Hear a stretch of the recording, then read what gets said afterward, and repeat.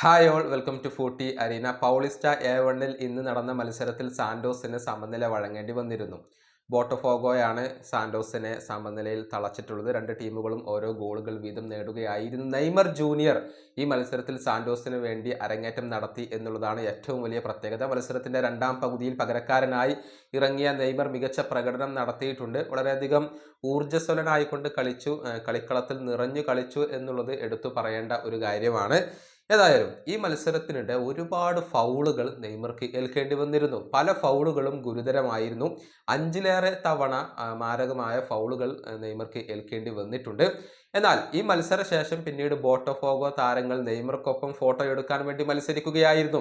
Q നിന്നുകൊണ്ട് ഓരോരുത്തരായിക്കൊണ്ട് നെയ്മറോടൊപ്പം photo എടുക്കുന്നതൊക്കെ നമുക്കിപ്പോൾ കാണാൻ കഴിയും. അതിൻ്റെ വീഡിയോ ഒക്കെ പുറത്തേക്ക് വന്നിട്ടുണ്ട്. എല്ലാവരോടൊപ്പം ഫോട്ടോ എടുത്തതിന് ശേഷമാണ് നെയ്മർ ജൂനിയർ കളിക്കളം വിട്ടിട്ടുള്ളത്.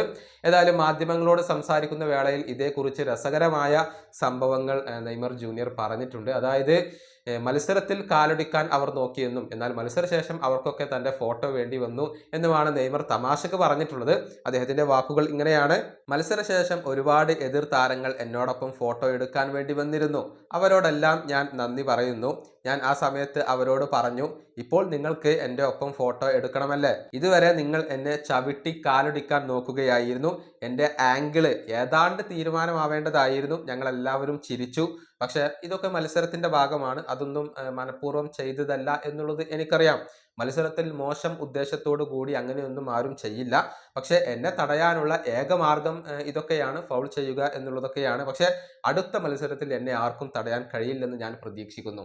ഇതാണ് നെയ്മർ ജൂനിയർ തമാശ രൂപേണ പറഞ്ഞിട്ടുള്ളത്.